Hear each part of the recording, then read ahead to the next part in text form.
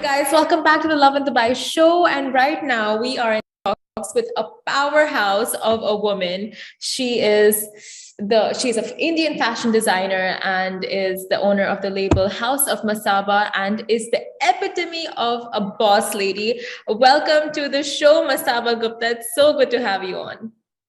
Thank you so much. The pleasure is all mine. I can't wait.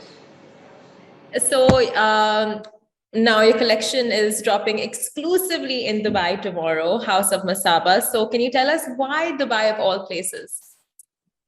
So, I have a huge sort of emotional connect with Dubai because it's the last city I was in overseas before the pandemic hit.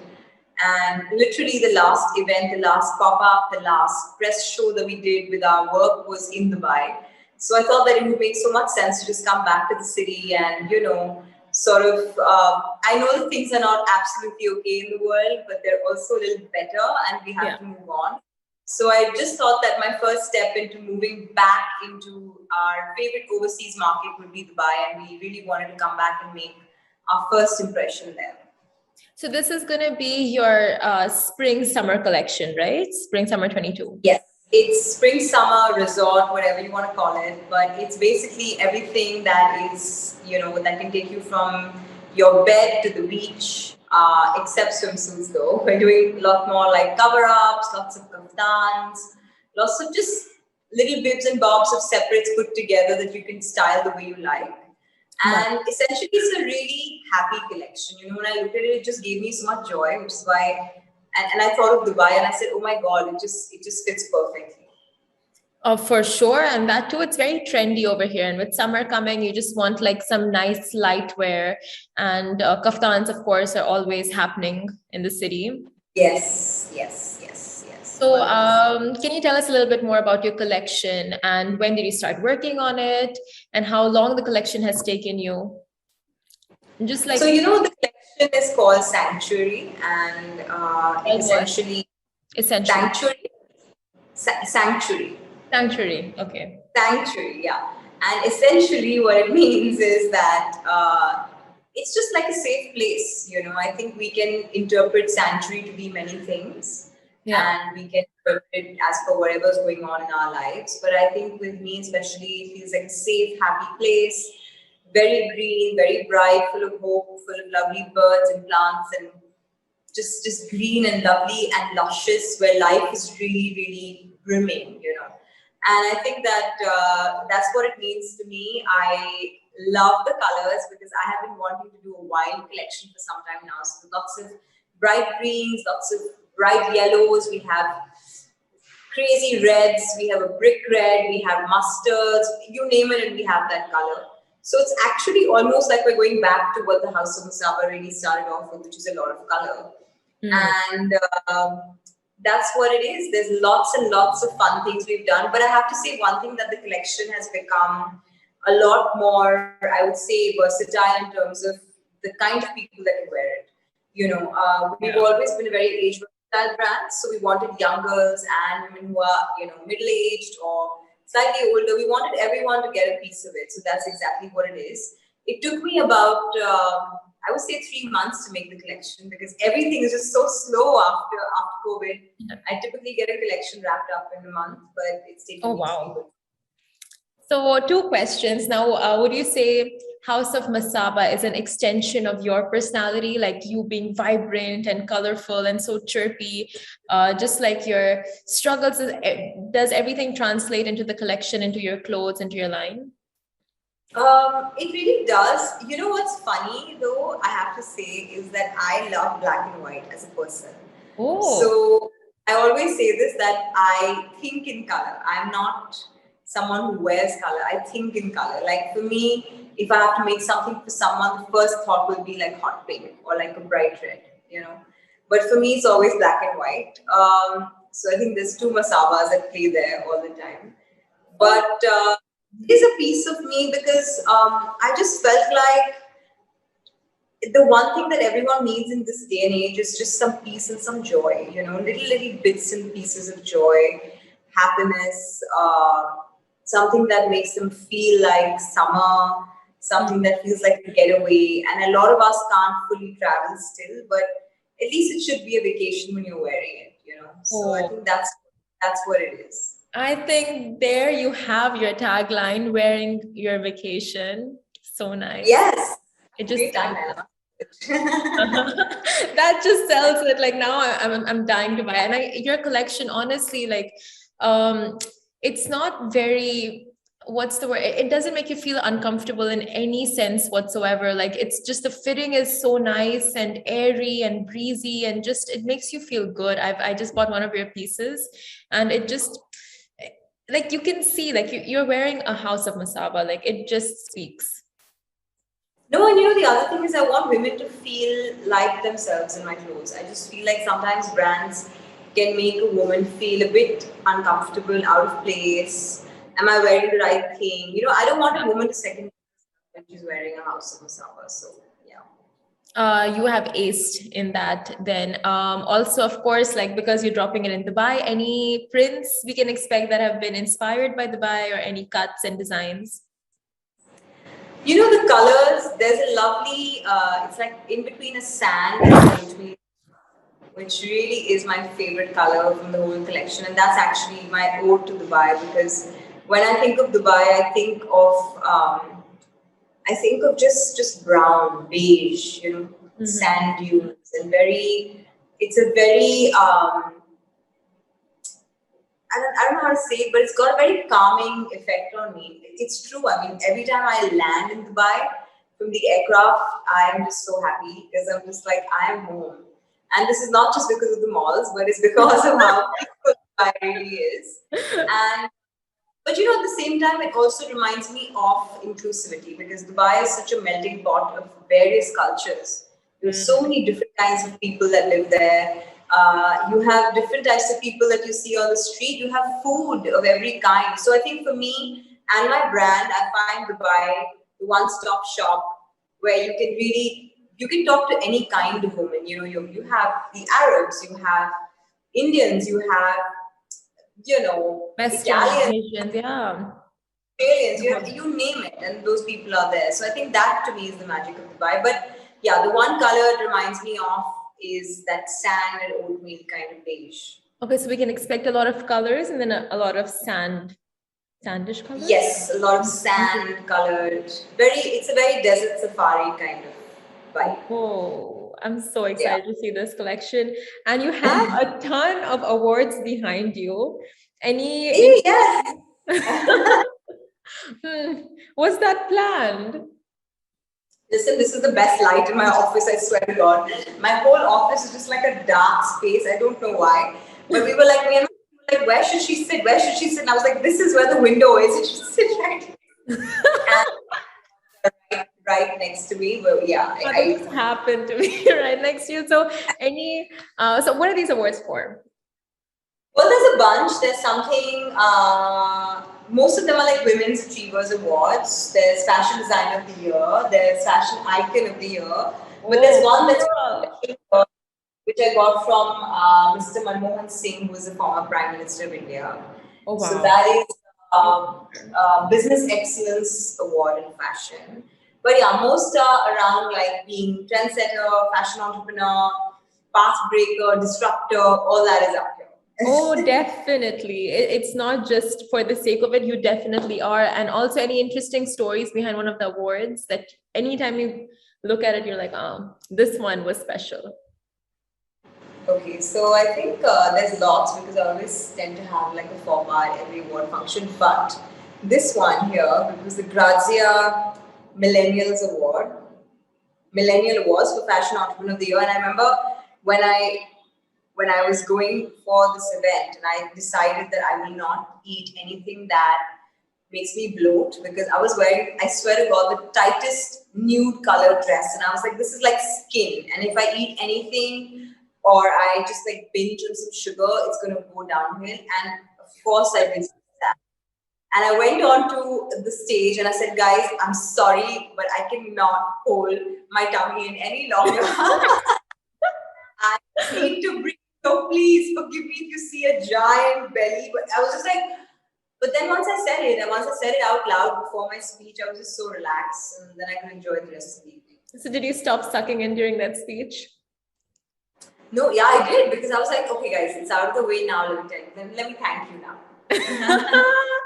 You're holding it for that moment, and then that's when it all. No, it was like 1 hour, 40 minutes. It was nuts, because I ate something and then I went to the awards and I was like, oh my god, I'm so bloated. I mean, yeah, I think it's all in our heads, to be honest, with the bloating situation, but every woman faces it. And that's why you need you just go through so many different hormones and whatnot through the day, right? So it's okay, I guess. That's why you need a house of Masaba. Yes,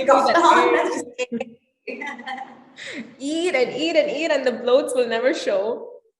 Exactly. So I'm sure one of those awards is for your Netflix show that's doing so well. Yeah, it's right here. I can't believe I'm picking up each one. But yeah, this is my first award as an actor, which is really special. Amazing. It was most popular debut in a web series female. Oh my God. I remember in 2020 when it came out, it was the only thing me and my friends were watching, Masaba on Netflix. Now season 2 is coming out very soon. So when exactly is it coming out? Do you know? I think we're looking at late summer. So anytime between May and June is when it should be out. And I'm so excited because we've done so many things in this season. I mean, I don't even know how we're going to fit it all in all these episodes, but yeah, it's going to be a super fun season. So season 1, we saw a lot of a relationship with your mom, which I have to say you take a lot after her confidence, her jutzpah, like just the kind of person she is, and she's gone through so much, and you also like have come out, both of you have come out so strong and just really own the show. So anything different we'll be seeing in this show, or similar situations? So, well, season 1, like I said, was about being a hot mess and owning it. Mm-hmm. But season 2 was literally about taking control of your life. And I mean, you will see that whether it's my relationships, or whether it's my business, or whether it's my relationship with my mom, boys, etc., or my body, everything is just going to be amped up to 500. And everything is about just taking control. And I think not just taking control, but also, learning that you don't have to control everything maybe, and things always just fall into place, but you got to make the effort. Mm-hmm. So I think in season 2, both of us are just pushing to make things happen for us. So would you say for season 2, it's like more controversial? Or by the way, is it scripted? Well, so both seasons and every season that we do always will be a mix of fiction and reality. Mm-hmm. But even the parts that you see that are scripted are almost always borrowed from either something that happened to a friend. Like, a lot of my friends have these really strange dating experiences, and we just keep putting them in the show because they're so funny, and I think they're so relatable. They are just tragic, but most are relatable. And I think other than that, I wouldn't say it's controversial, but yeah, it does. I mean, when I was sitting on the edit and watching it, I was like, damn, we made some moves this season. Yeah. Disruptor you are. And any celebrity cameos we can expect? Yes, we got a biggish one coming up. It's right in episode 1, but I cannot say who. But trust me, it will blow your mind. I can't say. I will not say. Because I will... No, you have to be surprised by it. And trust me, like when I was told... There's quite a few cameos in season 2. Oh. But they'll all remind you of something. They're very meaningful cameos. I'm so intrigued by your show. Like you are right in the middle of Bollywood, and then of course you get in and then we see the inside look. But is it natural? Like, do you try to keep the interactions as natural as possible, or do they know they're being filmed so they kind of put on some kind of a facade as well? How is it? So, it's very interesting, but we shoot this series exactly like any other web series is shot in the country. Mm-hmm. It's, I'm talking 200-300 people, part of the crew. It's a proper shoot, it's a proper setup. However, I was thinking about this and I was like, when I'm reacting to something that I know has already happened to me because I may have put that in the script and I wanted to share it with the world. How would I react on screen versus off screen? And I try and make my on screen reaction as close to the off screen one as possible because otherwise it won't be real, right? Yeah. It's a bit of a complicated space, and a lot of the time, like for me, a lot of closure happens on set because there may be a memory or there may be something that happened and it didn't come full circle in real life. But when I emote that on screen, I come full circle and I close that chapter. So actually, for me, it's very therapeutic to be on sets. So I want to ask, you spoke about how the how the industry interacts with each other off screen. Now you speak so naturally right now, and everything is, like it's so easy to talk to you. But when you actually sit down with your fellow friends in the industry, how is it like? Like on camera, you see a certain type of camaraderie, but does that happen off camera as well? It actually really does. It's. I think that people have obviously made out the industry to be a pretty cold, dark place, but it's not like that. Especially the younger lot, they're actually great friends. They are, like my girl gang, me, Sona, Maria, all of us, we're always backing each other, We're always pushing each other to do something that's above and beyond, take up a challenge, do something new, if we're having a work day crisis, a personal life crisis, we're all there for each other, Okay. But at the same time, I feel like I do believe that if you have two really, like 2 or 3 of the top actresses in the country or the 2 or 3 top actors in the country, they can also be friends, Because I tell you, the amount of work people are getting today is so much. It's not like back in the day, right, where there were only that many films being made. Today you have films, you have the opportunity to do ads, you have the OTT opportunity. So I think just the amount of work has become insane. So, which is why I think you see people a little bit more chill and like being able to make friends easily now, I think. That's interesting. So what happens with the free clothes? Now, do people come to you and go like, Masaba, we have this award function, we have this event, can we get this outfit? How is it a collaboration all the time, or do celebrities actually come and buy? So most of the time it's like the stylist will make a call to my team and say, listen, just going for an event or whatever. And in most cases, when there is no customization, which mostly it is, and 90% of the time it's just the piece as is that's picked up to wear for an event, they just wear it and send it back. It's just the way the industry has worked for so many years. But I have to say that not all, but some actors who wear my clothes, we do great numbers when they want it. Okay. I mean, sales through the roof. So it's a two-way street, I gain something, the actor gains something, and most actors today are kind enough to do a full photo shoot, by the way, even if they're going for a small 10-minute event. So they do a photo shoot, they send you the pictures, so you have that content, right? But with the actors that don't track it, I have to say it's a bit of a waste. Okay. And also, last question, any trends that you are in full support of right now and trends that you're just like, need to stop? I think trends, I know that a lot of people are in the mood to just like be in their sweats and like gets and, just be like oversized clothes. I just wish that all of us go back and remember, like how you had the roaring 20s after whatever happened back then. I just think that we, after the pandemic, should really, I don't want to say try or make an effort, but we should probably once in a way just get really dressed up.